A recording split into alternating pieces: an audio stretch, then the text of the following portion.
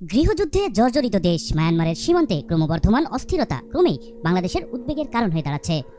সম্ভাবনা বাড়ছে নতুন রাষ্ট্রের গোড়াপত্তনের। আরাকান আর্মির এইবার আসল ঘটনা চলে এলো আমাদের মাঝে। মায়ানমারের কারণে বাংলাদেশের সমস্যা ওরা নাকি নিজস্ব রাষ্ট্র করে নিতে যাচ্ছে। বাট হয়তো আপনি কথাটা শুনে অবাক হলে এটাই সত্য।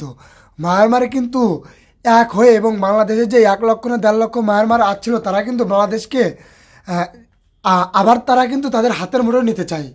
বাট এই ভিডিওটা দেখলে বুঝতে পারবেন পুরোপুরি তাদের দেশ কিন্তু ধ্বংসের মুখে। আবারও মায়ানমার কিন্তু বাংলাদেশে আসতে চায়। চলুন যাই পুরো ভিডিওটা দেখি, তাহলে বুঝতে পারবেন।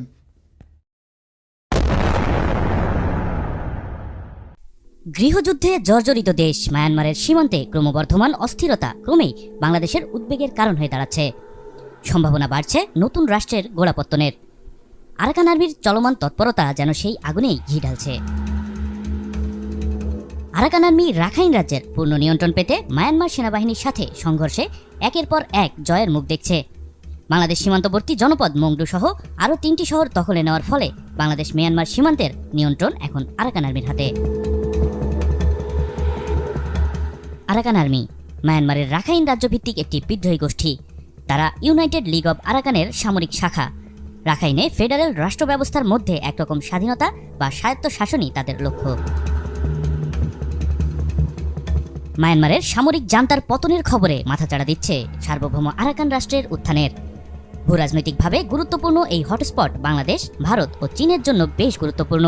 দেশের সীমানায় নতুন রাষ্ট্র গঠনের এই সম্ভাবনা যে বাংলাদেশের জন্য খুব একটা সুবিধার হবে তা বলা যাবে না।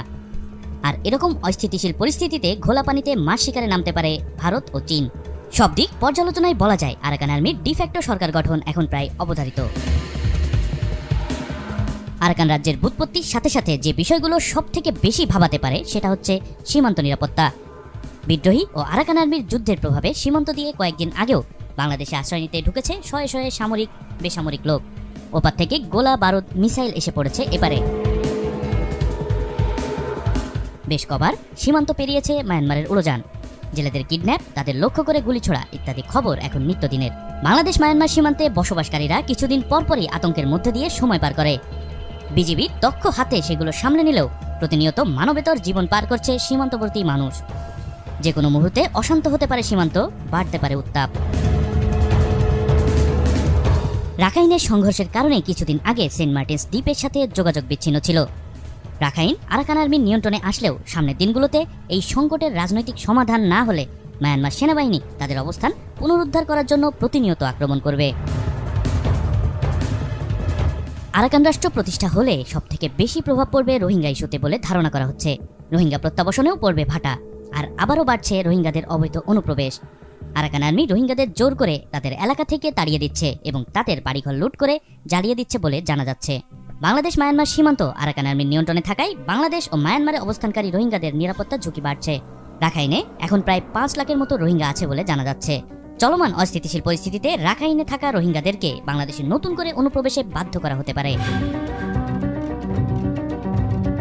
বাংলাদেশ মায়ানমার সীমান্ত থেকে মায়ানমারে বর্ডার গার্ড পুলিশ উচ্ছেদের পর আরাকান আর্মির সদস্যরা বাংলাদেশ মায়ানমার সীমান্ত ক্যাম্পগুলোতে দায়িত্ব পালন করছে। ফলে সীমান্ত নিরাপত্তা ব্যবস্থাপনায় জটিল পরিস্থিতি সৃষ্টি হচ্ছে। এই অরক্ষিত সীমান্ত মাদক ও অস্ত্র পাচারকারীদের জন্য সুযোগ এনে দিতে পারে। এতে নিরাপত্তা পরিস্থিতির উপর চাপ বাড়তে পারে।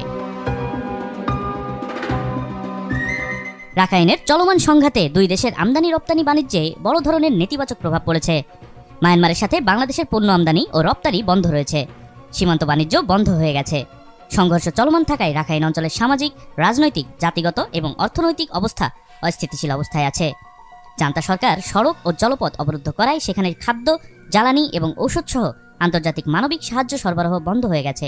ফলে রাখাইনের প্রায় 20 লাখ মানুষ অনাহারের ঝুঁকিতে আছে।